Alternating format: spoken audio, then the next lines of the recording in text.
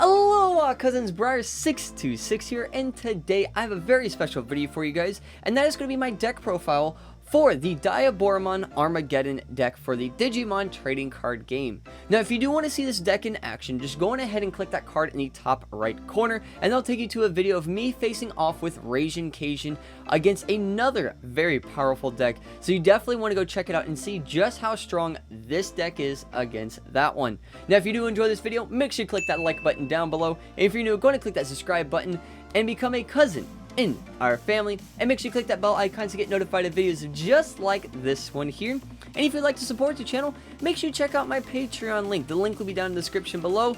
And now let's go on ahead and check out what's inside this deck.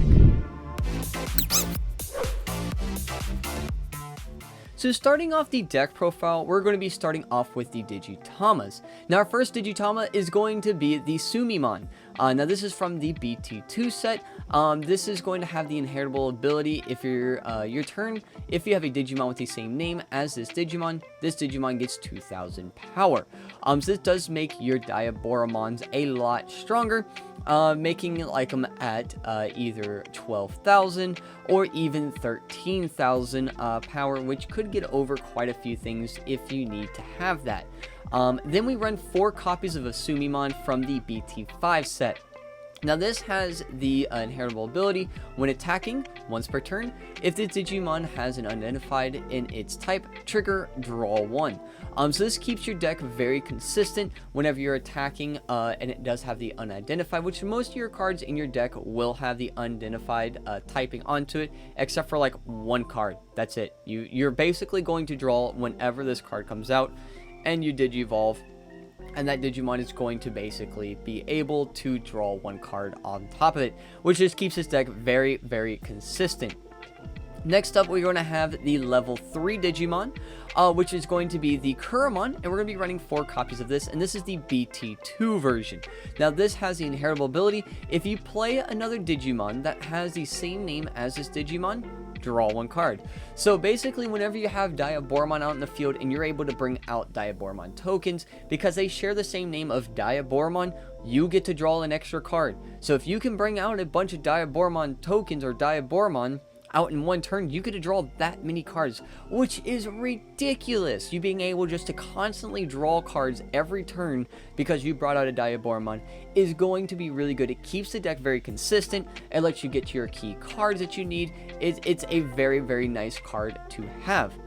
Next up, we're going to be running 4 copies of the Kuromon from BT5. Now this one has the on-play ability: reveal the top 5 cards of your deck, add 1 Digimon with identified and in its type, and 1 Arata Sonata Tamer card from among them into your hand, and then place the remaining cards in the bottom of your deck in any order. Now, of course, this is a 3 cost to play and a 0 to Digivolve. You want to make sure you can bring this out on the field so that you can just dig through your deck for any of your Digimon or your Tamer card of Arata Sonata, which just keeps that game going. It keeps your field very, very nice, just digging out so you can get your Arata out quicker, or even getting out your Diaboromon quicker, which is very, very nice to have, which is really, really good. Next up, we're running 4 copies of Toy Agrumon. Now this is the only card that is not unidentified in the deck that is a Digimon, so this is not going to be affected by any of your unidentified cards, but this one has the inheritable ability Reboot. Is a 3 cost to play normally and a 0 cost to Digivolve. So this basically makes your Diaboromon, whenever you attack it, just unsuspends it during your opponent's turn so they can't attack into it. So which is really cool because your Diaboromon are a little weak.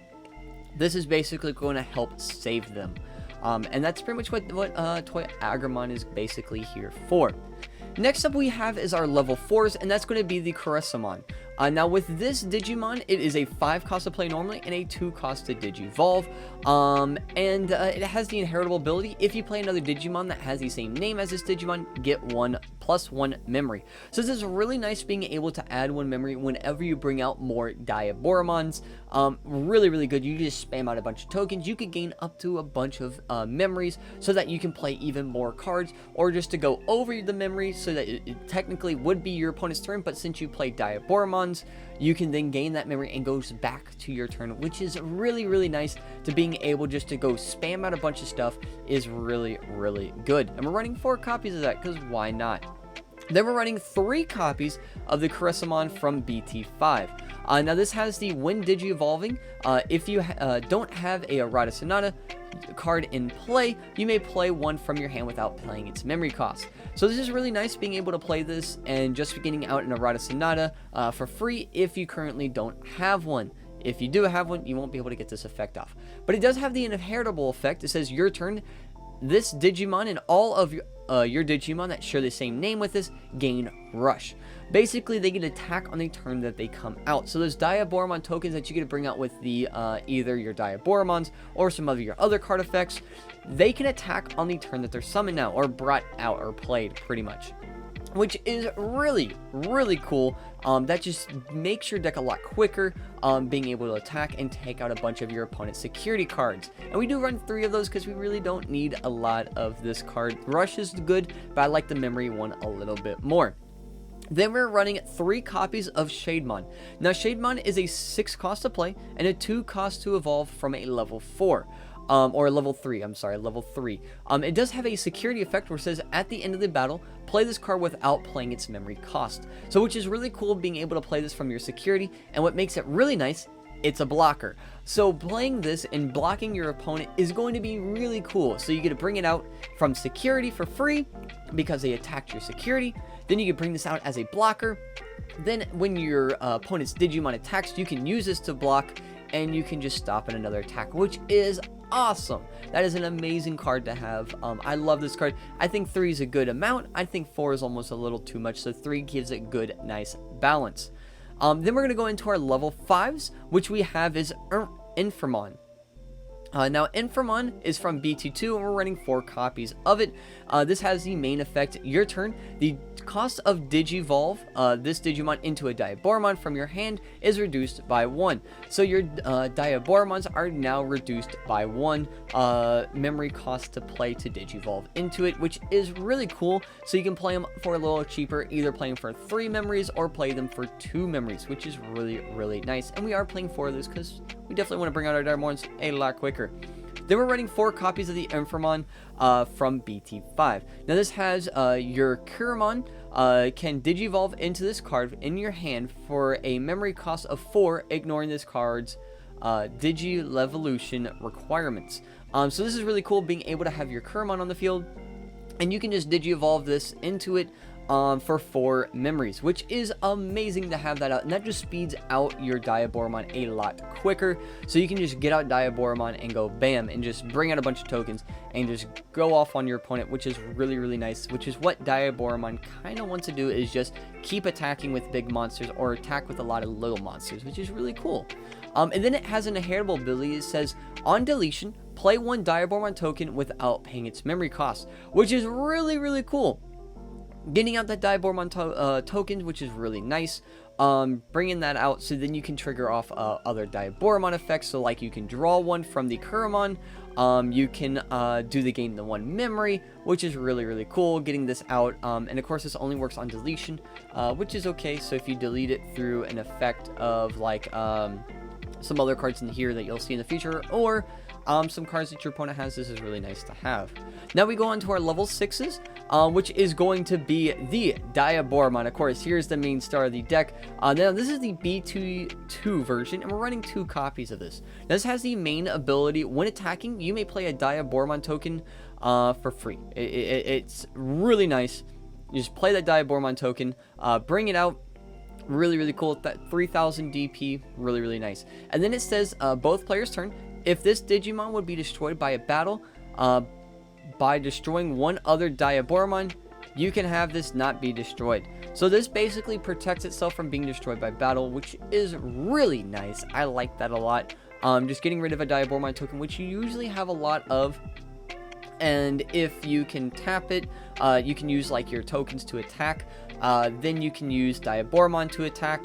And if they got over it somehow with a higher DP Digimon in the security, boom, you can play this and it protects it, which is really, really nice. And just brings out Diaboromon tokens a lot quicker too. Then we're running 2 copies of the promo version of Diaboromon.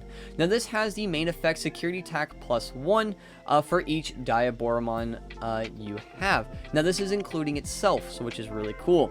So if you have a bunch of tokens out, if you have, let's say, like 3 tokens out, and you have this Diaboromon, you are basically breaking 5 security checks. You're doing 5 security checks. That is insane. How many security checks? You're breaking all your opponent's security, which is cool, with 1 attack. And then you can attack with the tokens to then go all for game.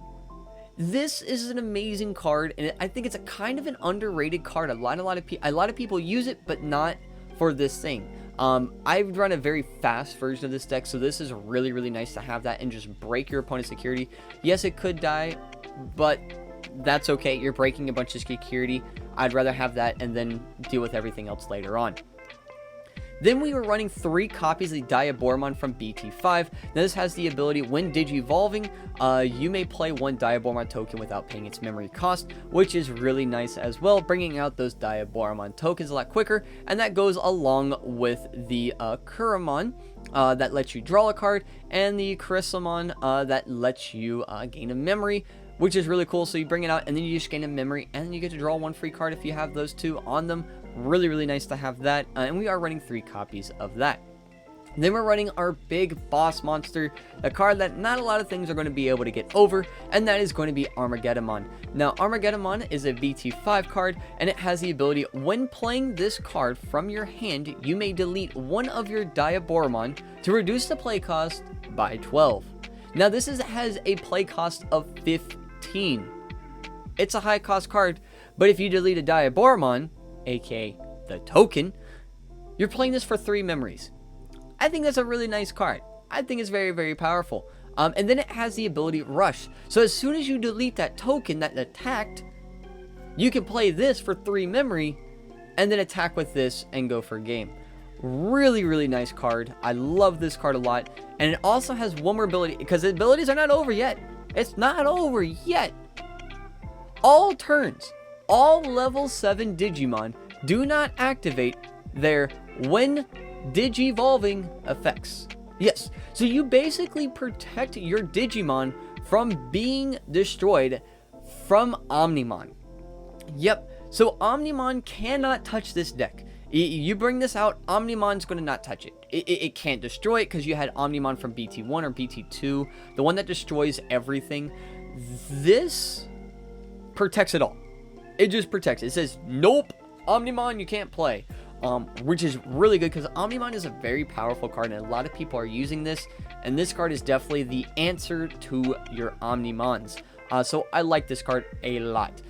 So really, really cool. And it does have 15,000 power, which is very powerful. So being able to attack with this is really, really nice. Now let's go ahead and look at the option cards. And our first option card of choice is going to be the Catastrophe Cannon. Now we're running 3 copies of this. This is a BT5 card and it has the effect trigger Digivolve 2 on one of your opponent's Digimon.